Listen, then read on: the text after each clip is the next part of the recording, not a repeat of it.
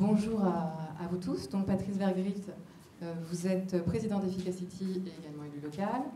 Étienne Crépon, bonjour, président du CSTB. Damien Bottegui, directeur de l'habitat, de l'urbanisme et des paysages à DGAN. Baptiste Périssin-Faber, directeur général délégué de l'ADEME. Et Laurent Michel, président de l'autorité environnementale. Ravi de vous avoir donc autour de la table pour justement comprendre cet outil, comprendre quel est son rôle, quel est son intérêt, même si on l'a compris, et puis quels sont les développements à venir. Donc on va commencer avec un premier tour de table, puisque finalement vous avez tous contribué à cet outil. Pourquoi cet outil, pourquoi cet observatoire est stratégique? Et je commence par vous, Damien. La DGAN, si j'ai bien compris, a piloté une feuille de route de la décarbonation en 2023. Quels sont les grands axes de cette feuille de route et en quoi l'Observatoire devient un appui concret de cette stratégie pour évaluer et piloter? Bonjour à tout le monde, le micro fonctionne. Effectivement, l'idée est peut-être d'avoir un petit peu le panorama général, en tout cas d'avoir la perspective globale et de voir dans laquelle la démarche et ensuite l'outil peuvent s'inscrire. Et effectivement, alors au ministère en général, comme vous le savez, il y a la stratégie nationale bas carbone qui est quand même le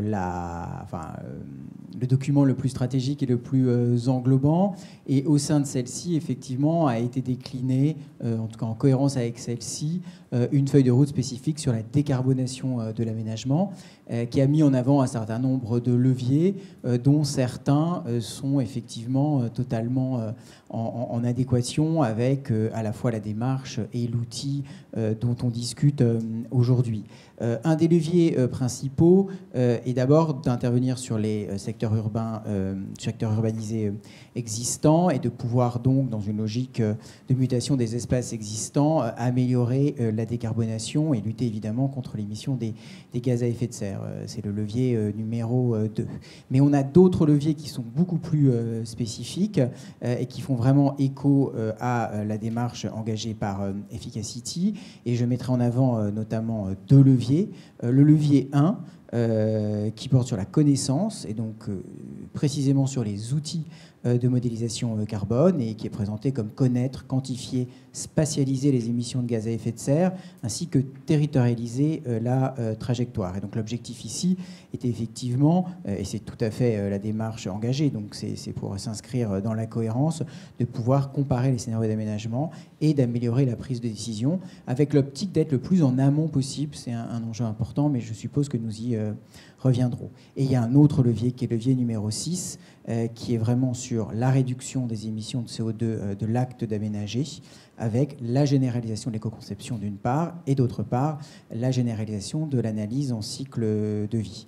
Et donc ces deux leviers-là, qui sont des leviers très opérationnels, qui sont conçus pour l'aménagement alors public, j'y reviendrai peut-être après, mais aussi pour l'aménagement privé, même si évidemment le ministère ne peut pas imposer quoi que ce soit, mais en tout cas impulser une dynamique globale, c'est d'utiliser ces leviers-là pour améliorer la décarbonation du bâtiment d'une part et d'autre part de l'aménagement. Voilà. Et l'offre de service d'Efficacity, effectivement, s'inscrit totalement dans la cohérence de ces leviers, puisqu'en utilisant la méthode, l'outil, notamment UrbanPrint, permet effectivement de disposer de l'outil de modélisation carbone et énergie dont le levier que j'ai mis en avant faisait allusion. Et l'Observatoire, lui, qu'on salue donc aujourd'hui, permet de capitaliser les connaissances, de les partager et je crois de participer à un développement le plus en amont possible dans les opérations d'aménagement pour l'intégrer dès le début de ce dispositif. Voilà, c'était pour expliquer un petit peu ce qu'a voulu faire la feuille de route et peut-être la logique dans laquelle, entre autres, la démarche peut s'inscrire. On voit bien que concevoir dès l'amont, peut-être, est un élément phare en fait, de la décarbonation. Merci Damien. Baptiste, l'ADEME soutient cette méthode, je crois, depuis le début. Enfin, c'est pas je crois, j'en suis certaine. Donc depuis le début, est-ce que tu peux rappeler l'implication de l'ADEME et puis quelle est ta vision de l'Observatoire? Oui, bonjour à toutes et à tous. Alors, à l'ADEME, compter des tonnes de carbone, ça fait vraiment partie de notre identité. Donc, bilan carbone, début des années 2000. Donc là, c'était à l'échelle des entreprises. Et il y a quelques années, quand on a vu des aménageurs commencer à prendre des engagements de neutralité carbone, Damien l'a rappelé, dans la SNBC, il y avait ensuite une feuille de route de la décarbonation de l'aménagement. On a vu aussi émerger des méthodes pour aller faire ces bilans carbone à l'échelle de quartier pour l'usage des aménageurs. Et alors c'était très bien, hein, il y avait beaucoup de créativité et des méthodes un peu différentes qui émergeaient. Mais le problème après, c'est que ce n'était pas comparable. Et donc là, on s'est dit, bon, il y a un nouveau défi dans la comptabilité carbone, on va essayer d'y répondre et donc de prendre un peu de hauteur et de regarder la focale au niveau du quartier pour qu'on ait une méthodologie transparente, publique, fiable et puis qui donne des résultats comparables entre eux. Et puis peut-être, je dirais, sur le fond, nous, ce qui nous intéressait, c'est que quand on regarde l'empreinte carbone d'un individu, alors, il y a une part de cette empreinte carbone qui dépend que d'actions individuelles. Et finalement, c'est une petite part. Hein. On peut changer la façon de se nourrir, la façon de consommer, la façon un peu de se déplacer. Mais il y a une bonne part de cette empreinte carbone, elle est structurelle. Elle dépend vraiment du lieu où on vit, des infrastructures qui nous entourent. Et donc, c'est pour ça que c'était très intéressant pour nous d'engager les aménageurs dans cette réflexion, parce qu'il y a une part, en fait, de l'empreinte carbone des individus qui dépend du quartier dans lequel on vit et donc de l'acte d'aménager d'une certaine façon. Et donc voilà, nous, on est très contents que cette méthode ait pu déjà être utilisée. Je vois qu'il y a déjà des témoignages très intéressants et avec cet observatoire, on va pouvoir aller plus loin. Évidemment, il ne s'agit pas seulement d'observer, mais c'est ensuite d'avoir vraiment une base de discussion sur les leviers d'action à mobiliser pour qu'on réduise l'empreinte carbone des quartiers et de facto des individus. Merci Baptiste, c'est très clair. Laurent Michel, l'autorité environnementale accompagne et donne son avis entre 100 et 200 projets d'aménagement chaque année, si je ne me trompe pas. Comment les enjeux climat sont-ils pris en compte dans les grands projets? Et puis, qu'est-ce que ça change finalement à l'arrivée d'un observatoire? Oui, merci beaucoup. Alors effectivement, l'autorité environnementale nationale ou les missions régionales d'autorité environnementale, on est amené à donner à un moment des processus plus ou moins en amont, parfois très en amont, quand il s'agit de la création d'une ZAC d'aménagement urbain, dont on sait qu'elle va durer peut-être 10-15 ans, des avis sur les projets. Et on porte sur l'ensemble de la prise en compte de tous les enjeux environnementaux. Alors, le message constant que l'on porte, c'est qu'il est important, effectivement, de s'interroger pour arriver à des propositions opérationnelles pour réduire les émissions de gaz à effet de serre en vision globale, chantier et exploitation, comme on dit chez nous dans nos avis, et en analyse de cycle de vie. Il devient fort heureusement extrêmement rare qu'on ait des bilans qui nous calculent uniquement le gazole des engins de BTP, mais en caricaturant, c'était encore ce qu'il pouvait y avoir assez souvent dans beaucoup de projets. Maintenant, on voit une volonté claire des acteurs de progresser et de s'approprier l'ensemble des postes d'émission. Vous sentez vraiment? Oui, clairement. Et aussi, c'est la deuxième étape, vous l'avez évoqué, c'est les leviers. C'est que c'est assez inévitable quand on explore quelque chose. Au début, on compte, voire on coche une case administrativo-technique. Mais ce qu'on voit de plus en plus, c'est qu'une fois que c'est posé, ça devient pour l'aménageur et l'ensemble de ses partenaires, parce qu'il y a un aménageur-chef, il y a des sous-traitants, il y a une collectivité ou l'État qui est donneur d'ordre. Donc c'est un peu tout le monde qui est concerné pour avancer, le traduire dans des cahiers des charges opérationnels.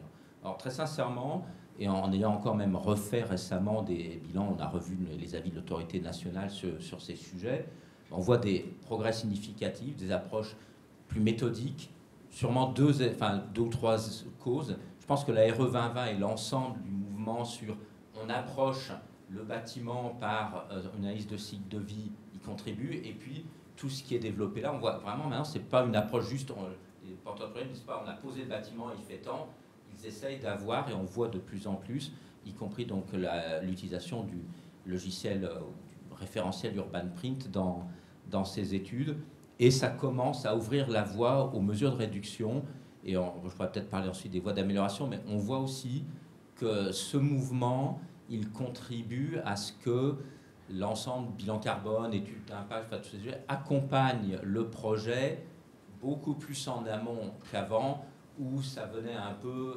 parfois être fait in fine pour vérifier qu'on n'était peut-être pas trop mal. Mais on voit l'interaction. Moi j'ai vu dossiers où on a donné 2 avis successifs, où il y a un moment, il n'y avait même pas de choix du est-ce qu'on maintenait ou pas le réseau de chaleur qui était au gaz, est-ce qu'on le verdissait, et en même temps quelles options on prenait pour les les constructions et d'autres sujets. D'ailleurs, vous l'avez évoqué dans vos leviers. On voit aussi dans l'étude d'impact que dans ces bilans, les acteurs ne parlent pas que de la construction stricto sensu, mais aussi de la gestion du quartier, déchets, et puis évidemment le sujet mobilité. Et je finirai en disant que l'idée d'une méthode, puis d'un observatoire, et avec tous les progrès à capitaliser les leviers, c'est la solidité méthodologique et l'outil de capitalisation puis de diffusion pour être plus efficace. Une anecdote, je ne citerai pas la ménageur, mais dans un dossier que l'on avait vu, les gens étaient visiblement très motivés, mais ils avaient visiblement passé peut-être un peu trop de temps sur un sujet. Ils avaient passé beaucoup de temps à calculer s'il fallait que leur granit vienne de Chine ou de France, pour à la fin dire, oh là, mais c'est pas ça du tout ce qui compte. Ils avaient fait un calcul sérieux, et bon, certes, de Chine, ça comptait plus, mais quand même pas tant que ça par rapport à d'autres choses. Donc je pense que dans les suites, identifier, diffuser les leviers dans tout le tissu, ça sera un des bénéfices de cet ensemble méthode de calcul, capitalisation, diffusion. On comprend bien que c'est un outil de pilotage et qui permet de mieux prendre des décisions plus impactantes. Merci Patrice Vergrit, vous êtes à la fois élu et président d'Efficacity. Comment voyez-vous l'effort de décarbonation des villes et de leurs projets d'aménagement? Est-ce que vous partagez l'avis de Laurent Michel, à savoir on avance et c'est clair? Et puis comment cet observatoire peut aider à la décision, même si on a déjà eu quelques pistes? Bonjour à toutes et à tous.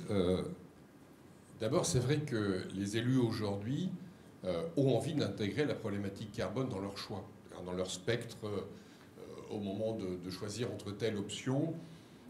Ils ont envie d'intégrer la problématique carbone. Elle ne passe pas à côté de la conscience, j'ai envie de dire, des élus locaux. C'est pas ça l'enjeu. Évidemment, il n'y a pas que ce critère-là, mais en tout cas, ils ont envie de l'intégrer, c'est indéniable. La difficulté aujourd'hui, et c'est ce qu'a dit Laurent Michel quelque part, c'est que l'élu est paumé. D'abord, je rappelle que la compétence d'un élu n'est pas liée au développement durable. La compétence d'un élu est liée à sa connaissance de la population. Bon. Donc, a priori, il n'y a aucune compétence spécifique liée au développement durable. Tout le monde n'a pas forcément été directeur d'agence d'urbanisme. Voilà. Mais en tout cas, et d'ailleurs, c'est le principe même des élus. On peut venir de n'importe quel secteur. Et c'est vrai qu'il y a cette difficulté de ne pas avoir de référence, de ne pas avoir un thermomètre, de ne pas avoir un élargissement de la gamme des choix, finalement se concentrer sur un point plus particulièrement. Alors, c'est déjà, j'ai envie de dire, un défaut des concepteurs, vous imaginez, pour les élus. Donc, évidemment, quand on est enfermé dans un choix qui est restreint, on ne peut pas faire un choix optimum, et encore moins quand on a les références qui permettent de se comparer et le thermomètre qui permet de savoir quel effort on fait pour combien, en fait, en réalité. Donc, évidemment, un outil comme ça, il permet à l'élu aujourd'hui de pouvoir intégrer l'indicateur carbone et de pouvoir effectuer des choix en connaissance de cause. Et ça, c'est une avancée considérable, parce que, je le dis, la volonté est là. Il y a un deuxième enjeu, qui n'est pas forcément d'ailleurs directement lié à l'élu local, c'est la question démocratique et finalement la transparence. Aujourd'hui, pour vendre un projet de développement durable, et même un écoquartier, on est dans la com'. On est dans la com plus que dans la réalité. C'est-à-dire, le but du jeu, c'est qui va être le meilleur communicant. À partir du moment où vous avez un thermomètre fiable qui permet de comparer des projets différents et des ambitions différentes, ça change complètement. Et c'est une question de transparence démocratique, finalement. C'est-à-dire, on essaie d'objectiver à un moment donné un projet avec des critères qui sont accessibles aux citoyens. Donc, la question de la transparence démocratique, elle est aussi derrière ces questions-là. Ce qui est bien, c'est grâce au partenariat qu'il y a à cette tribune aujourd'hui, et vraiment je veux remercier tout le monde parce que je pense que c'est une vraie avancée, on a maintenant l'outil qui permet d'avancer. Qu'est-ce qui reste à faire, j'ai envie de dire, pour que effectivement les élus puissent s'en emparer davantage? Le diffuser. Aujourd'hui, une grande majorité des élus ignorent même qu'il existe. Je ne suis même pas sûr qu'ils connaissent... les personnes qui sont autour de cette table. Peut-être un peu plus l'autorité environnementale, quand même, un peu plus. Je ne sais pas pourquoi. Ou la dame aussi, parce qu'il y a du pognon. Mais le but du jeu, effectivement, c'est de pouvoir diffuser cette connaissance. Alors, s'appuyer, évidemment, sur des collectivités locales et aménageurs pionniers. Ça marche toujours comme ça. Il y a toujours des premiers qui lancent l'initiative. Moi, je me félicite que Toulouse ou Lille s'emparent de ces outils aujourd'hui. À Toulouse, d'ailleurs, Au passage, l'outil a quand même rendu bien service pour faire évoluer un projet. Je pense à Matabure en particulier. Mais il faut aussi que des aménageurs s'en saisissent. Donc on est tous ici autour de la table à essayer de lancer l'étape suivante, qui sera l'étape de la diffusion. Alors c'est vrai qu'on ne peut pas imposer, mais il va falloir quand même y aller. Hein. Voilà, je pense que l'autorité environnementale va devoir mettre plus que des préconisations pour utiliser ces outils. La DGALN va quand même devoir l'imposer à un écoquartier. Je dis juste pour la DGALN quand même. Dunkerque, il y a un écoquartier, on ne m'a même pas imposé de faire un bilan carbone. Bon, donc je suis dans la com. Donc, je pense qu'à un moment donné, dans le cahier des charges de l'écoquartier, il faut aller un cran plus loin. Il faut obliger aujourd'hui, effectivement, un bilan carbone. Je pense qu'aujourd'hui, effectivement, des financements même de l'ADEME doivent être conditionnés à ça. Enfin, je pense qu'il faut, certes, pas imposer, mais il va falloir quand même être un petit peu plus insistant, je pense, sur l'utilisation des outils. Ce qui permettra d'alimenter, du coup, l'observatoire, qui donnera du coup plus de références, qui permettra de mieux se situer globalement, parce qu'évidemment, plus il y en aura dans cet observatoire, plus on pourra s'y identifier où se situe le projet. Et enfin, et là je parle pour l'État, pouvoir mesurer si oui ou non, au cours de ces années, on est dans la trajectoire de décarbonation de l'aménagement. Parce que comment on va évoluer dans 5 ans si ce qu'on fait en termes d'aménagement, c'est mieux qu'aujourd'hui? Il va falloir aussi là un thermomètre national. Et l'agrégation de tous les résultats qui auront lieu dans les différents quartiers, s'il y en a de plus en plus, cette agrégation nous permettra de savoir si effectivement le pays est sur la bonne trajectoire ou si au contraire on est en train plutôt de stabiliser en la matière. Merci. Communiquer c'est bien, mais communiquer avec des chiffres c'est mieux. Nettement mieux. Damien, je rebondis sur ce que vient de dire ce que vient de dire Patrice Delette, pardon. Est-ce qu'on pourrait rendre obligatoire finalement un bilan carbone dans le cadre d'un quartier, comme on l'a fait pour le bâtiment avec une réglementation? On n'irait peut-être pas jusqu'à la réglementation, mais est-ce qu'on ne pourrait pas imposer davantage? Alors, effectivement, je crois tout à fait que la question se pose. C'est vrai, on a eu l'occasion d'en discuter récemment, que rendre obligatoire la méthode actuellement, effectivement pas à l'ordre du jour. J'y reviendrai peut-être après sur le deuxième temps, sur la manière dont on peut essayer de le diffuser au maximum et peut-être trouver des formes pour qu'au moins sur des aménagements publics, on ait une systématisation de l'outil. En revanche, le rendre obligatoire, ça n'est pas totalement évident à date, pour plein de raisons qui sont liées aussi à un moment qui rend peut-être plus difficile le fait sur de l'aménagement d'imposer un ensemble de prescriptions. Enfin, si je fais ici allusion à des étapes politiques qui ont eu lieu et qui font que certaines obligations qui avaient été mises d'ailleurs par le Parlement ont plutôt été défaites. Donc je crois que la période dans laquelle on est plus une période de conviction et une période qui doit conduire chacun des acteurs à s'en emparer et chacun dans son rôle à essayer de l'imposer au maximum. Sur le caractère obligatoire du dispositif, ça peut être vu comme une contrainte en plus et cette piste-là, dans la période dans laquelle on est, rend les choses plus difficiles. Mais voilà, c'est la période dans laquelle on est. Ça ne veut pas dire qu'il n'y aura pas à court terme un moment où on pourra tout de même passer à cette étape et donc préparer le terrain. Voilà. Mais en toute honnêteté, je pense qu'à court terme, ça n'est pas évident d'être dans une logique de caractère obligatoire. Voilà. Merci Damien. Bon Patrice, c'est pas gagné, mais le combat continue. Étienne, le CSTB est un expert du bâtiment et vous êtes aujourd'hui sur l'échelle du quartier. Qu'est-ce que ça la change concrètement et votre vision de l'observatoire? D'abord, je pense qu'on en est tous conscients face à la diversité et à la multiplicité des enjeux qu'il y a dans nos villes. La bonne échelle, c'est clairement l'échelle du quartier. On ne saura pas retravailler le bâti existant tout en développant les mobilités douces, tout en limitant l'impact carbone, en adaptant les territoires au changement climatique, si on raisonne purement et simplement à l'échelle du bâtiment. Il se trouve que la réglementation ne peut se faire qu'à l'échelle du bâtiment, parce que c'est à cette unité-là qu'on a un propriétaire, qu'on a un maître d'ouvrage.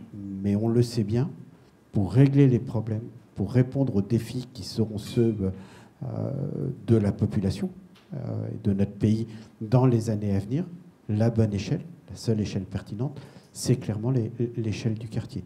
Et c'est vraiment dans cette logique-là de savoir apporter des réponses, trouver des réponses qui soient pertinentes à l'échelle du quartier et derrière déclinables à l'échelle du bâtiment, que le CSTB s'est dès l'origine mobilisé pour la création d'Efficacity, il y a de ça une quinzaine d'années, et a accompagné Efficacity dans tous ses travaux scientifiques pour développer Power10 d'une part, UrbanPrint d'autre part, les deux outils de simulation sur l'énergie et sur le carbone. Donc une échelle beaucoup plus large qui permet finalement d'avoir des outils de décision qui sont peut-être plus larges et plus appropriés et peut-être revoir en fait les synergies entre les bâtiments à l'échelle du quartier. Exactement. C'est vraiment, on le sait, ça a déjà été expérimenté, et ça, y compris au millénaire passé, hein, les foisonnements de parking entre bureaux et commerce. J'en ai fait dans une vie antérieure à Saint-Quentin-en-Yvelines, mais il faut aller beaucoup plus loin. Et ça ne peut vraiment se concevoir qu'en ayant une approche globale à l'échelle du quartier. Tout à fait, on a parlé d'énergie aussi tout à l'heure, c'est dans la même lignée. Merci Étienne Crépon. Damien Bottegui. Alors, on a vu que c'était important, que c'était un outil qui avait plein d'atouts et qu'il était important de l'utiliser. Maintenant, comment aller plus loin? Comment faire mieux? Comment en faire plus? Je ne vous repose pas la question sur est-ce qu'on peut le rendre obligatoire dans les écoquartiers, mais Damien, justement, comment on peut faire plus? On sait que 10%, je crois, des projets utilisent la méthode QEC. Donc, comment passer à l'échelle? Oui, alors c'est effectivement la question, et comment le faire sans arriver peut-être à court terme à rendre l'outil obligatoire. Moi, j'avais deux pistes principales. Enfin, quand je dis j'avais, je pense que c'est des pistes sur lesquelles, du côté du ministère, on doit appuyer et faire avancer les choses. En écho à ce que le ministre Vergrit a pu dire, c'est que d'abord, sur nos grands opérateurs publics d'aménagement, il y a besoin de passer à l'échelle et d'arriver à systématiser un bilan énergie-carbone. Ça a été fait, il a été fait allusion au début. Hein, certains opérateurs sont déjà dans cette démarche. Vous avez 2 grands EPA qui sont associés. Les autres font le chemin, mais peut-être pas tous encore. Là-dessus, on est dans un moment où les services publics d'aménagement de l'État doivent, sur les années qui viennent, prendre un certain nombre d'engagements. On a une note de cadrage qui est en cours, mais qui va assez loin et qui nécessite d'agir en termes d'exemplarité et d'innovation, ce qui est quand même une des justifications de l'aménagement public. Et donc, clairement, nos opérateurs d'aménagement vont devoir s'approprier plus systématiquement cette méthode et la nécessité d'un bilan, et là encore, le plus en amont possible des opérations d'aménagement dans cette logique de quartier et d'aménagement à la grande échelle. Et il y a d'ailleurs un groupe de travail qui est inter-établissement public d'aménagement qui essaye de faire avancer ce sujet, et ça fait partie des objectifs que l'on assigne. L'autre sujet, il y a été fait allusion et à raison, c'est la question des écoquartiers. En réalité, il y a eu une expérimentation sur les écoquartiers, donc une trentaine d'écoquartiers avaient cette démarche-là, mais tous les écoquartiers n'étaient pas nécessairement dans cette logique, et il paraîtrait effectivement cohérent en termes de portage de politique par le ministère et d'appropriation par l'ensemble des partenaires et des élus locaux notamment, de pouvoir rendre plus largement systématique cette démarche. Et dans l'ensemble des indicateurs que l'on met en avant, il y a de plus en plus cette dynamique qui peut permettre de systématiser encore une fois le recours au bilan énergie-carbone. Voilà. Donc ça, c'est les 2 leviers immédiats par rapport aux outils que le ministère peut avoir. Après, quand on est à la grande échelle de l'aménagement privé et de l'ensemble des aménageurs, là, la question, elle est d'abord de persuader, de porter la parole. Je pense que l'Observatoire va aussi permettre de faire savoir et de mettre en avant. Et c'est sûr que si on veut vraiment passer à la grande échelle, on retombera d'une manière ou d'une autre à la question de l'obligation, mais c'est ce que le ministre, tout à l'heure, a mis en avant à raison. Merci Damien. Baptiste, on l'a vu tout à l'heure, je repose la même question, comment augmenter le nombre, mais on l'a vu tout à l'heure, Patrice l'a dit, les élus ils sont parfois paumés. Donc aussi comment on peut les accompagner et comment cet observatoire peut être utile pour eux. Alors, pour accélérer, c'est vrai que notre ambition, c'est d'en faire un standard de fait, finalement, cette méthodologie, puisque j'ai compris que c'était difficile de le rendre obligatoire. Je pense que c'est par les usages, c'est par l'usage, les utilisateurs, qu'on va en faire un standard de fait. Et alors, là, plusieurs options. Soit on va faire un porte-à-porte massif des collectivités. On peut le faire. Et d'ailleurs, à l'ADEME, nous, on anime un réseau qui s'appelle Élus pour agir. Il y a plus de 4000 élus. Et tous les 3 mois, on les réunit avec des webinaires. On pourrait vraiment diffuser la méthodologie à travers ce réseau Élus pour agir. Ça, c'est une première méthode. Après, une deuxième option, ça pourrait être aussi d'aller voir du côté des prescripteurs. Et les prescripteurs, ça peut être les financeurs. Je pense notamment à la Banque des territoires qui peut être amenée à financer des projets d'aménagement et qui est en lien permanent avec les collectivités. Je pense qu'ils sont très friands aussi de ce type de méthodologie, mais aussi des financeurs privés. Donc je pense que là, ils sont moins nombreux que les collectivités. Le porte-à-porte est peut-être plus rapide à réaliser. Et puis, on pourrait peut-être aussi regarder, mais là, je laisserai Monsieur le ministre et le président de l'ANRU en parler, étendre la méthode à la rénovation urbaine également. Merci. Laurent Michel, quel est justement, quel pourrait être le rôle de l'autorité environnementale pour cette montée en puissance Oui, alors on peut être plus prescriptif, mais nous donnons des avis. Mais je note que quelqu'un dans la salle a dit qu'il fallait que l'autorité environnementale soit plus prescriptive, ce qui, dans le moment qu'évoquait Damien, n'est pas forcément... Mais je vais rebondir d'abord. En fait, c'est déjà obligatoire. C'est pas Urban Print, la méthode, mais alors après, il faut qu'on concrétise dans les faits, c'est en train de venir. Quand un projet est soumis à évaluation environnementale, il doit examiner l'ensemble de ses impacts de manière proportionnée. Mais quand on est sur des projets d'aménagement, c'est certain que c'est un des sujets qui émerge, de même qu'il y a l'impact sur la nature en ville, il y a plein d'autres sujets, le bruit, et tout, mais ça émerge. Donc, c'est un sujet qui émerge. Donc, c'est obligatoire de traiter ce sujet. Il faut maintenant qu'on passe, en fait, on le traite encore mieux. Moi, je crois vraiment qu'il y a un progrès. On le voit d'ailleurs, il se trouve qu'on a des dossiers de ZAC qu'on voit à l'AE, on la voit à la création, puis on la voit 5 ans après à la réalisation, puis le projet a été retardé, donc ils changent un peu, ils refont une étude d'impact. Certains vraiment actualisent, et là, on voit une actualisation aujourd'hui. En 2019, on avait dit ça ne va pas du tout, il n'y a rien sur le carbone. En 2024, il y a quelque chose.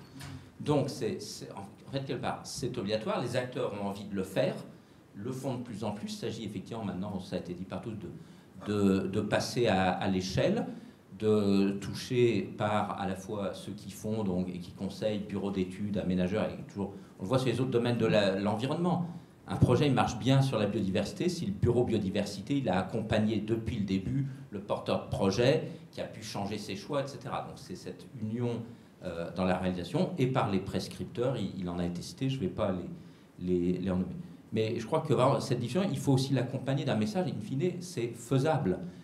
Bien entendu, ça a démarré par peut-être plus des gros acteurs et on doit effectivement souligner que les établissements publics du ministère, nous, ils se trouvent à l'AE national, on voit beaucoup des dossiers des EPA du ministère, comme EPAMAN, Grand Paris Aménagement ou d'autres, on en a un à Bordeaux, enfin, on voit ils sont peut-être plus gros et ont peut-être une capacité à se l'approprier, mais on a vu aussi sur des tas d'autres domaines que des opérateurs petits pouvaient être capables, finalement bien conseillés, de s'approprier les méthodes. Donc il faut qu'on aille vers l'ensemble des acteurs en le différent. Dans ce sens, les autorités environnementales continueront à rappeler que c'est important et peut-être que nos recommandations, qui sont des recommandations dans les avis, deviendront parfois un peu plus précises. Si vous pouvez faire, si vous aimez, vous comparez des avis des AE il y a 5 ans sur tel sujet, sur tel autre aujourd'hui. Il y a des sujets, on estime que maintenant, on ne peut plus se contenter de dire « regardez », on dit aux gens « faites ». Donc on deviendra peut-être plus incisif. Je pense que c'est aussi quelque chose sous la houlette des services établissements du ministère, dont les services instructeurs vont probablement devoir s'emparer plus pour, à un moment, si le dossier n'est pas complet ce domaine, le dire. Voilà. Et puis, on participera, même si encore moins, évidemment, on ne peut pas imposer quelque chose à ce type d'outil, mais à faire connaître à la fois les possibilités, l'existence de l'observatoire, et de l'observatoire pas juste pour observer, mais parce que aussi, vraiment, si on arrive à mettre à disposition de la connaissance sur les leviers, ça convaincra les acteurs que c'est faisable. Si vous avez un message là aux collectivités et aux acteurs pour leur dire utilisez cet outil, il est essentiel, quel serait-il? Pourquoi il est essentiel? Il est essentiel parce qu'on est dans cette démarche pour agir. Il faut qu'on connaisse son impact, ses gros postes d'impact et ceux qui peuvent bouger, parce qu'il y a des moments, si vous avez certains invariants du projet, c'est pas la peine de... Mais où est-ce que vous faites bouger vos gros invariants sur un peu plus de sobriété? Je vais prendre un autre exemple. À l'autorité environnementale, on voit beaucoup de projets routiers. La France aime les routes. Il y a des endroits où c'est encore nécessaire, mais on peut faire une route avec un peu moins de carbone. Vous n'êtes pas obligé de la faire à 2 fois 6 mètres. Vous pouvez faire un peu moins grosse. Vous pouvez Avec d'autres prendre diverses options un peu plus sobres. Même dans une 2 fois 2 voies, elle peut être plus sobre. Et voilà, donc on peut aussi se poser et donc, pour se poser toutes ces questions, c'est essentiel d'avoir un outil. Et puis, il sera essentiel aussi parce que quelque part, il va faire des économies de temps et d'argent. Est-ce que la France doit être un État décentralisé ou pas? C'est pas la question. Mais on va peut-être pas, dans chaque commune, réinventer Urban Print, si vous me permettez. Monsieur le ministre. Merci. Patrice Vergrit, justement, comment continuer à développer cet outil? Peut-être un mot sur l'ANRU et sur l'outre-mer et l'international, parce que ce sont aussi des pistes de développement, voire des inspirations. Oui, Laurent Michel est modeste, c'est certes pas prescriptif, mais l'avis de l'autorité environnementale pèse sur les acteurs locaux, en particulier au moment de l'enquête publique. Hein. Donc ça pèse lourdement, je peux vous le dire. En ce moment, je le vois.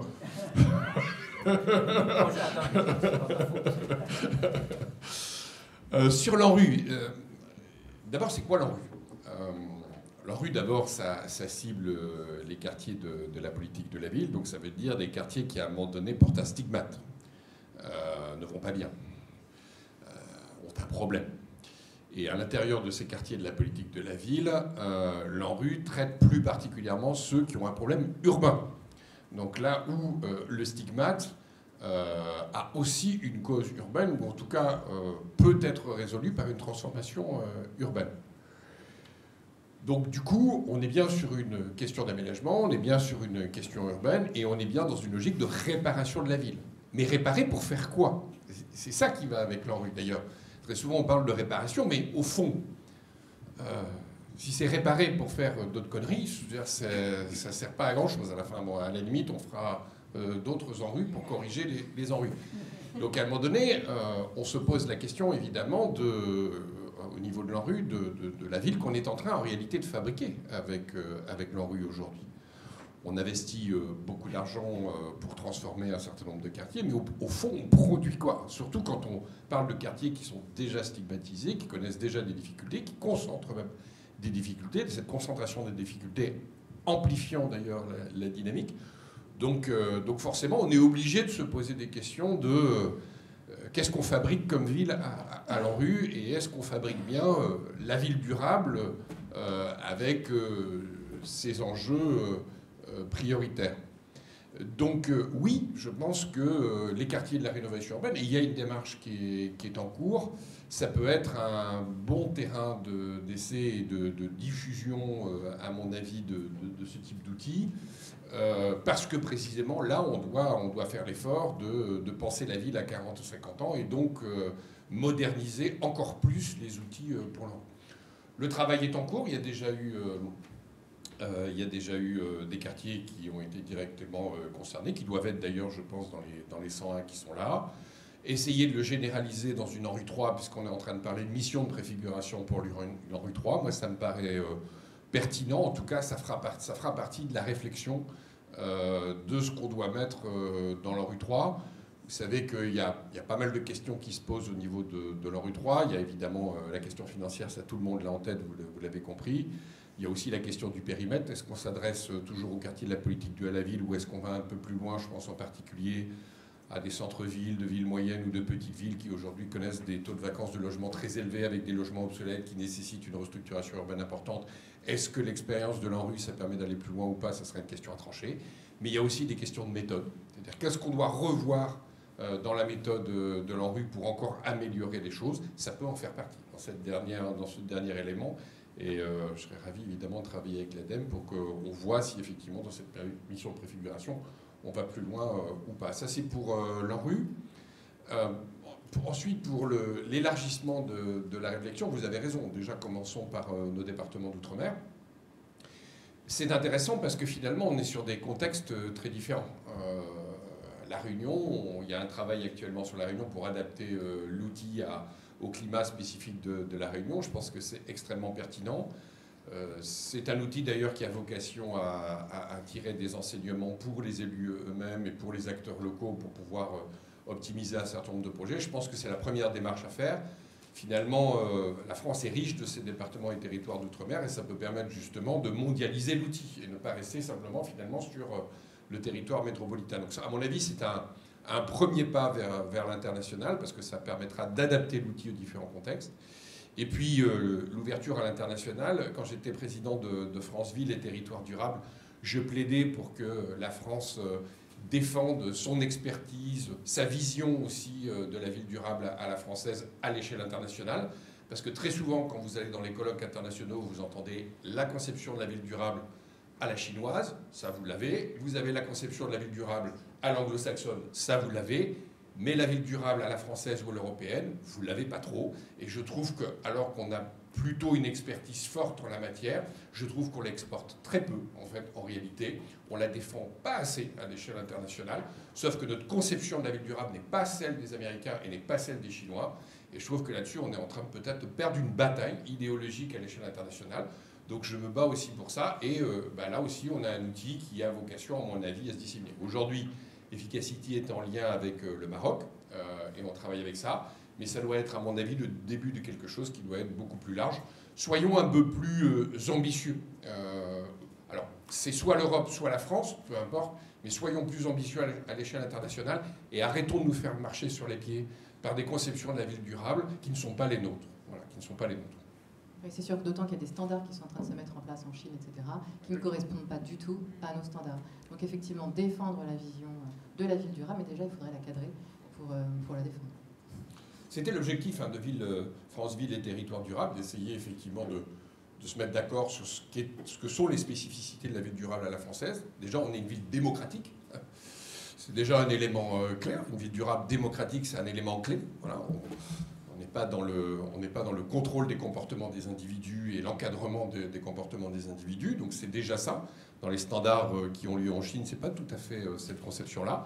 On n'est pas non plus sur la ville servicielle, définie et administrée par le marché. On est sur une ville régulée par la puissance publique. Voilà, il y a un certain nombre de caractéristiques spécifiques à la ville durable à la française ou à l'européenne, parce qu'on a à peu près la même culture à l'échelle de l'Union européenne. Et je pense que voilà, ça vaut le coup de le défendre un peu plus qu'on le fait aujourd'hui. Merci, merci. Étienne Crépon, on commence à voir, je pense qu'on a quand même le leadership sur cette méthode. En tout cas, on n'a peut-être pas le leadership sur la défense de la ville durable, mais on a le leadership sur cette méthode. Comment garder le leadership et comment défendre en fait notre vision et cet outil et le développer?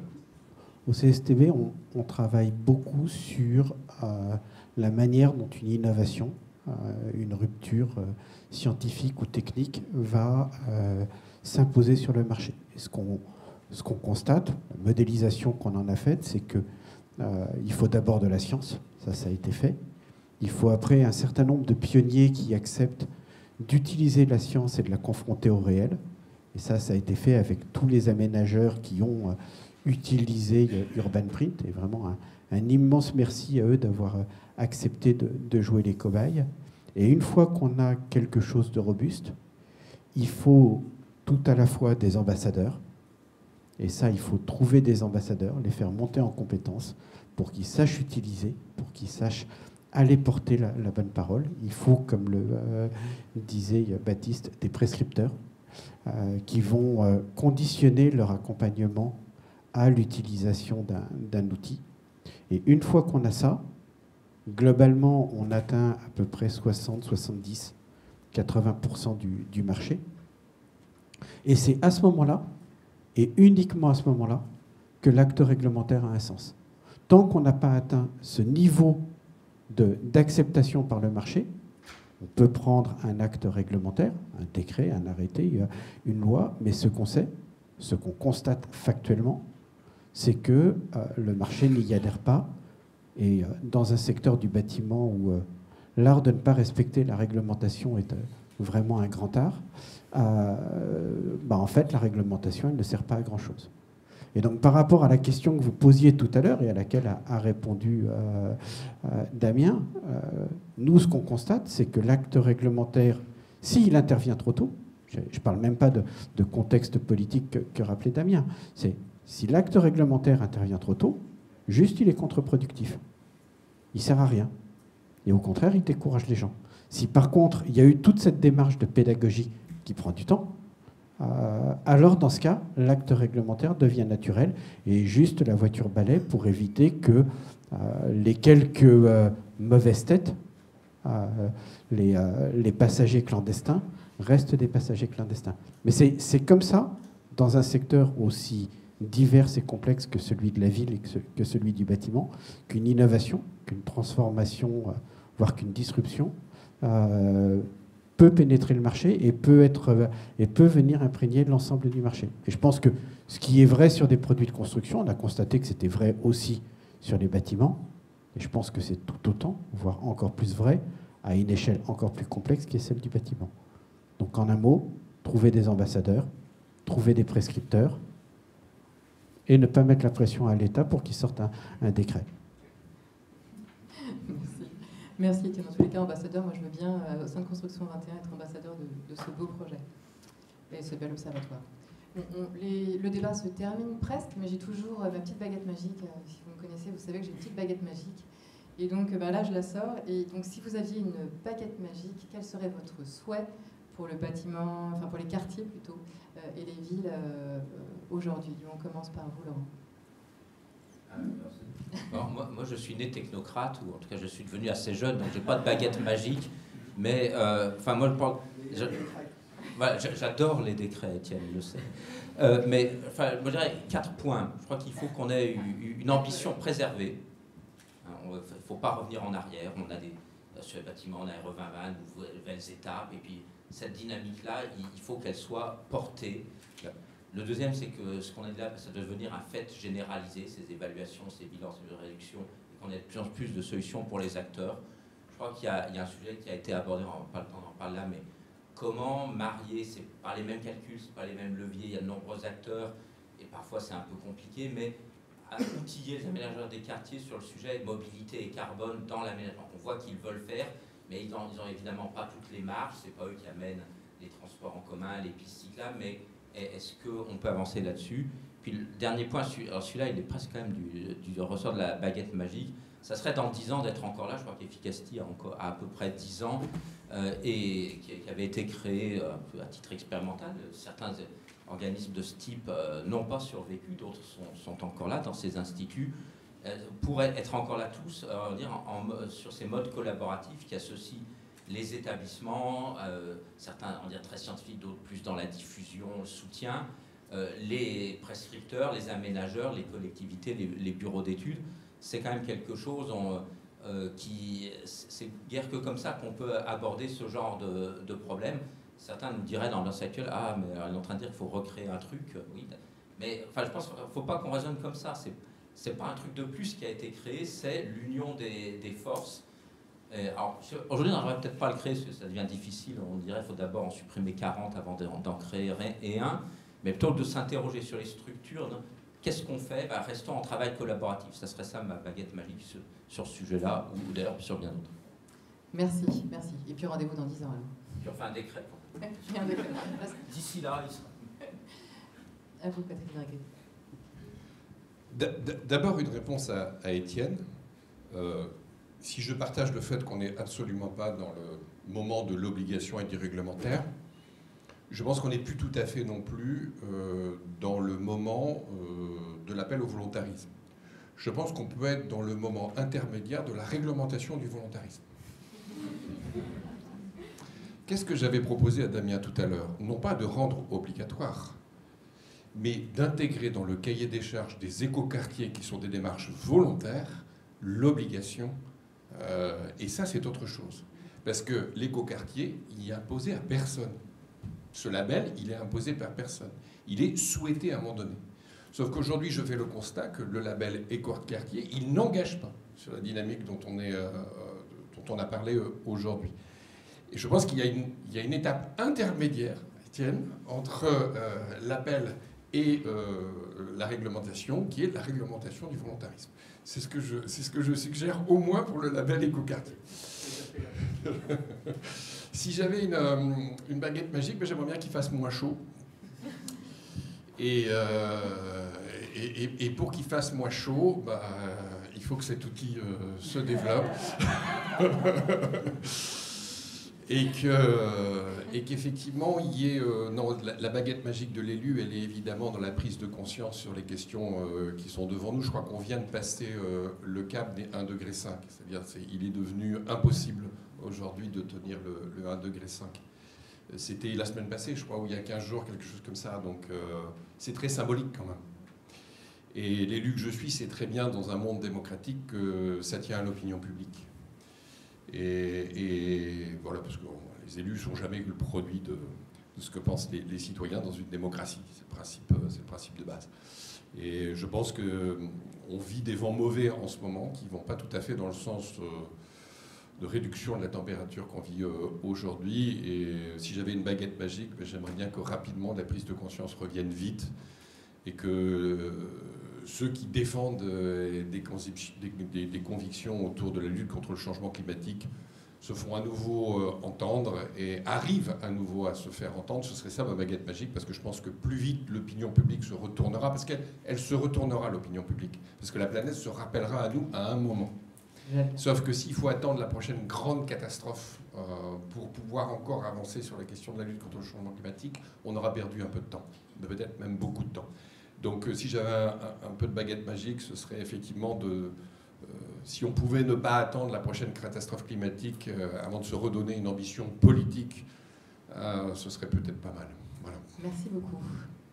Baptiste. Alors, pour la baguette magique, peut-être que si l'année prochaine, tous les aménageurs sont bilingues quartier, énergie, carbone, et créer une coalition pour demander à l'État de rendre obligatoire la méthode.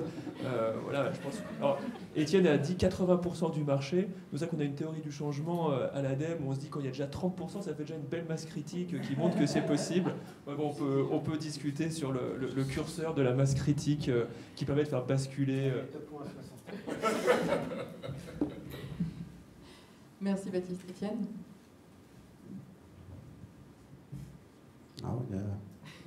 Je suis issu de la même maison que Laurent, donc je ferai moi aussi en plusieurs points. D'abord, et Patrice l'a dit, c'est premier souhait, c'est qu'il y ait une vraie prise de conscience collective et pas qu'au moment des canicules.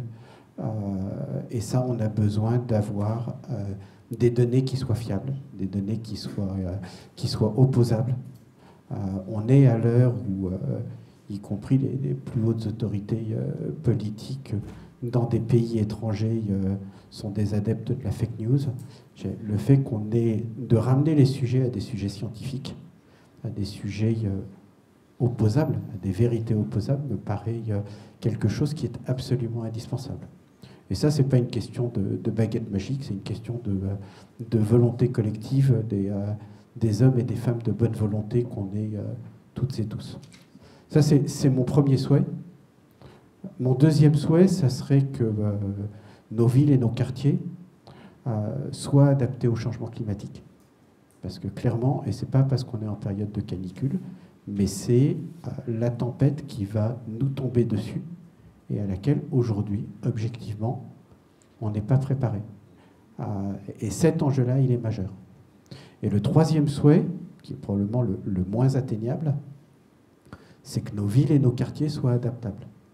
On est aujourd'hui dans un monde qui est fondamentalement instable. Qui aurait prédit, il y a 4 ans, qu'on aurait une guerre en Ukraine, qu'on aurait une guerre au Moyen-Orient, qu'on aurait une inflation qui avoisinerait pendant 2 ans les 10%. On est dans un monde qui est instable. Et qui dit instabilité nous imposera collectivement, imposera à nos villes, imposera à nos bâtiments de savoir s'adapter. Et de savoir s'adapter sur un pas de temps qui n'est pas celui de l'immobilier.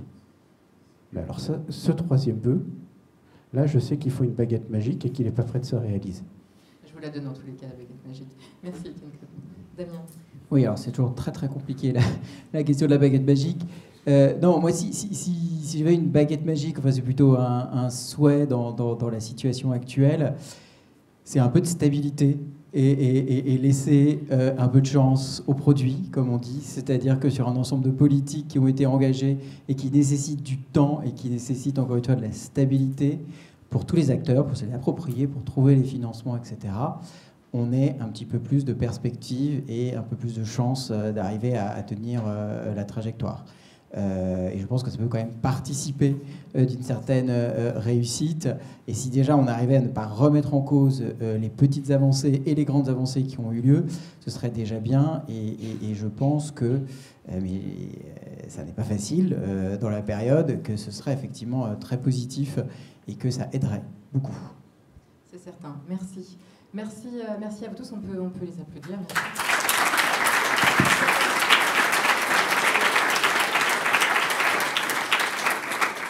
Eh bien, c'est l'heure des questions.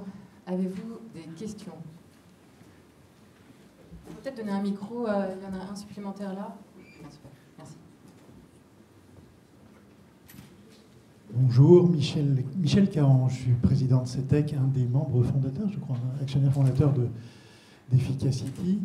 Bravo pour la mise en place des thermomètres. Bravo pour... donc avec les thermomètres, on va pouvoir faire des cartes, et ces cartes donnent l'observatoire, donc on va avoir des cartes météo.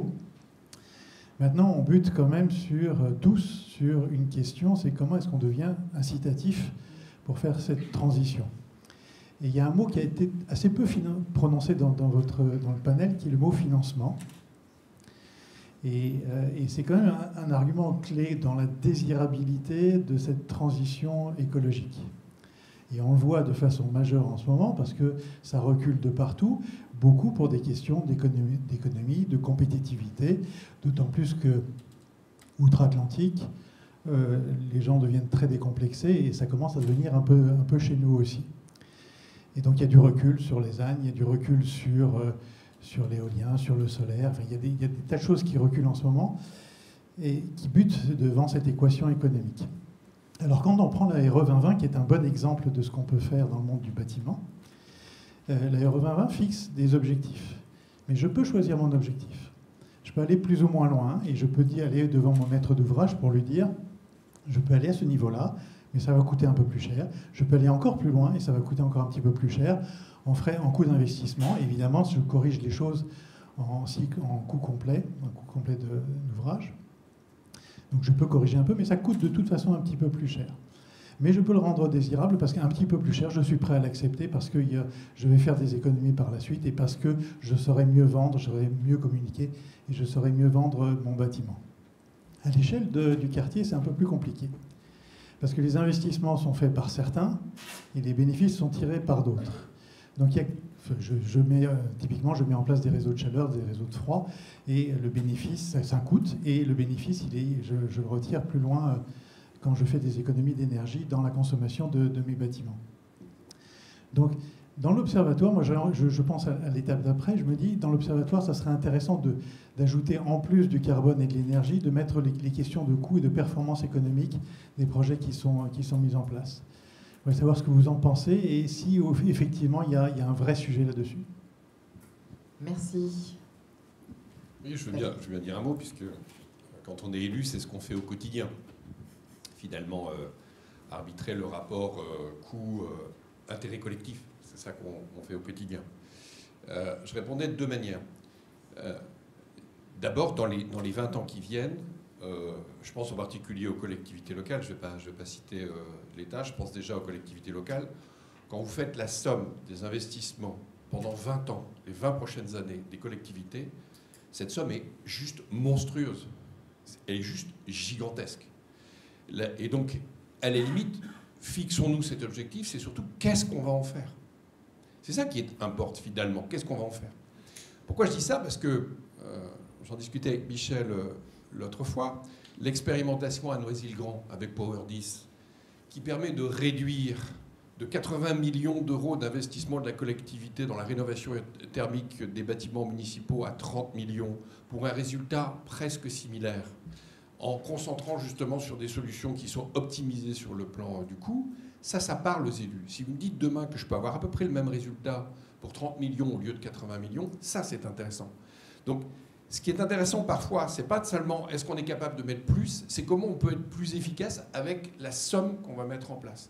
Et des outils, aujourd'hui, comme ceux que développe Efficacity, permettent d'être plus efficace avec 1 euro dépensé. Ça, c'est la première chose à faire. Et la deuxième, il y a sans doute une autre façon d'aborder l'investissement public. Je suis en train de le faire sur Dunkerque, par exemple. On a eu tendance dans les collectivités locales à tout prendre sur ce qu'on appelle le PPI, le programme pluriannuel d'investissement. On prend tout. On fait un bâtiment, peu importe s'il y a des recettes ou pas recettes, on le met en intégralité sur le programme pluriannuel d'investissement. Et après, effectivement, ça fait des économies sur le temps. Je suis en train de réfléchir à une autre façon d'aborder mon budget, ce que certaines collectivités ont déjà fait, hein, d'ailleurs. C'est pas très innovant ce que je vais vous dire, mais de penser autrement l'amortissement des projets. C'est-à-dire de dire finalement, cet usage, au lieu d'amortir sur 6 ans, essayons d'amortir certains investissements, notamment ceux qui relèvent de la ville durable, ceux qui relèvent de la lutte contre le changement climatique, sur 40 voire 50 ans.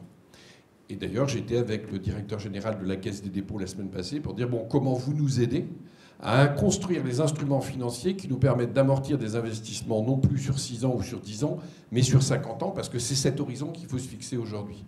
Et donc, une autre façon aussi peut-être de regarder l'investissement, non plus chercher à l'amortir sur des durées courtes, mais sur des durées beaucoup plus longues, et du coup, ça nous donne une capacité d'investissement beaucoup plus importante que celle qui existe aujourd'hui.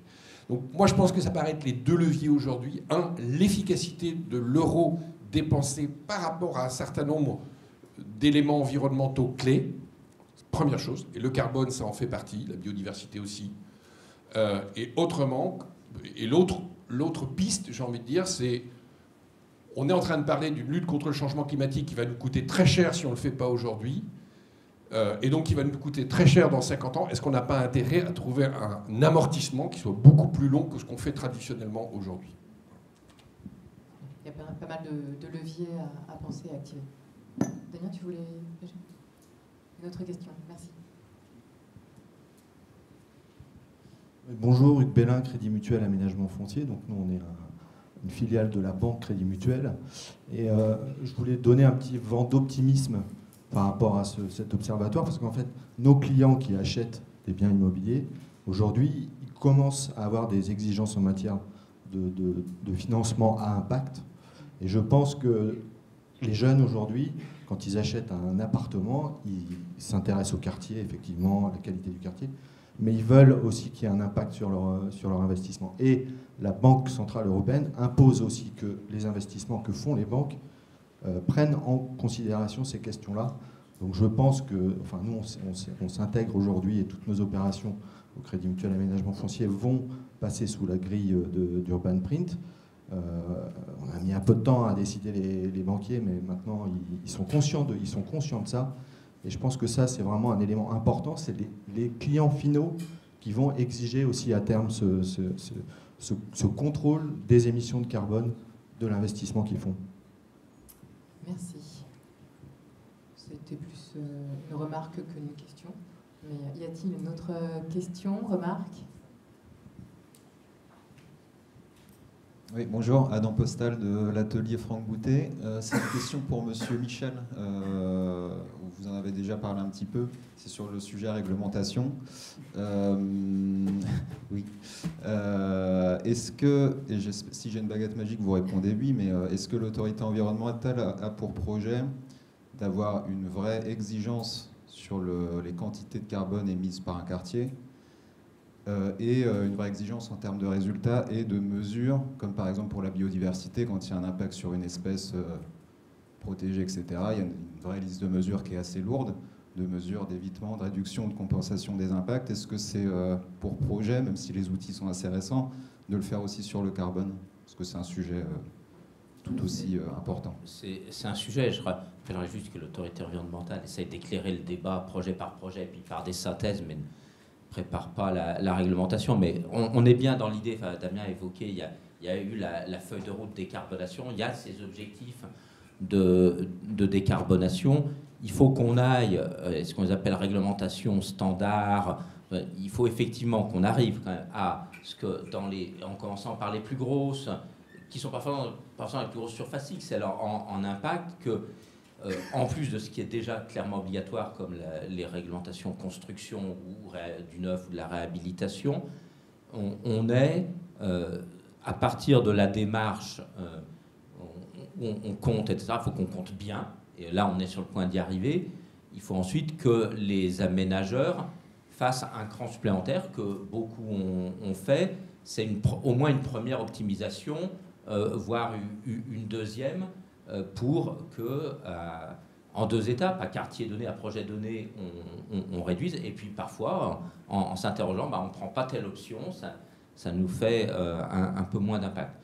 Parce qu'à l'autorité environnementale ou nos collègues des missions régionales, je pense qu'on sera de plus en plus insistant dans les lectures que l'on fait des dossiers et des avis, dire, écoutez, 1, la démarche existe ou pas, 2, elle existe et elle est maintenant méthodologiquement fondée, 3, franchement, soit il y a déjà au feeling, il y a quand même, on voit l'aménageur, enfin au feeling avec des données, l'aménageur s'impose à partir de ce bilan des choses, soit il n'en a rien tiré. À ce moment-là, pas grand-chose.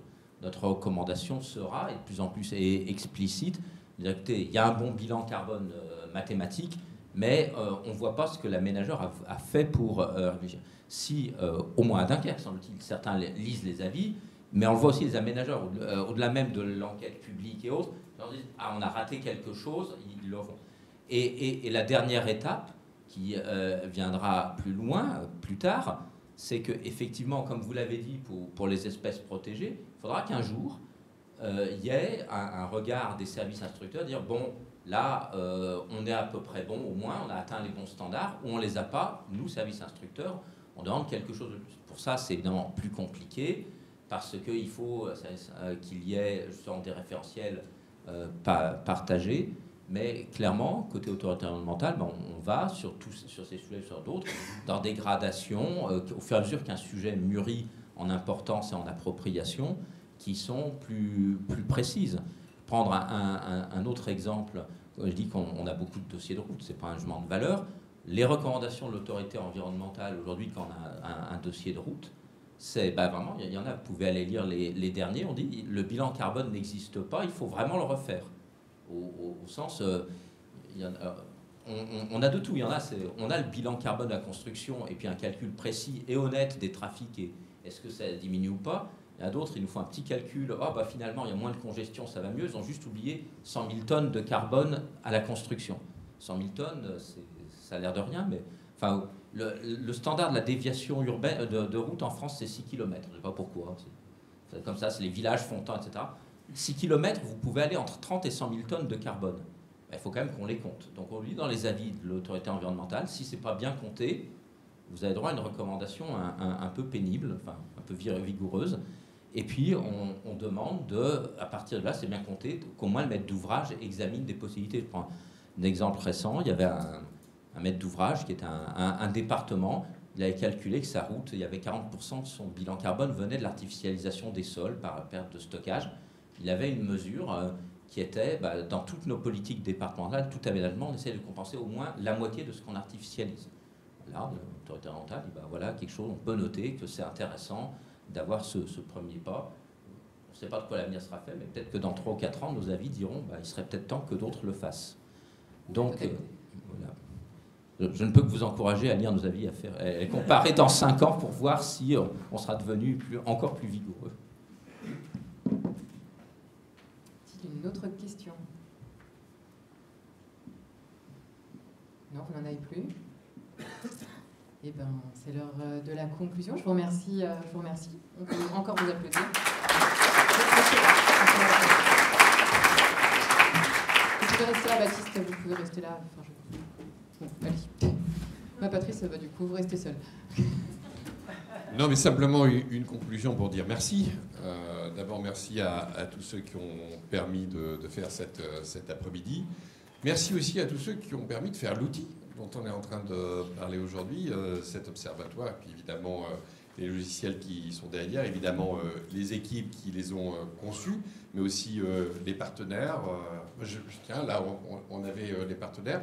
C'est un travail collectif et je veux vraiment les remercier parce que parfois, travaille sur le développement durable, c'est pas simplement du professionnalisme, c'est aussi un peu de militantisme.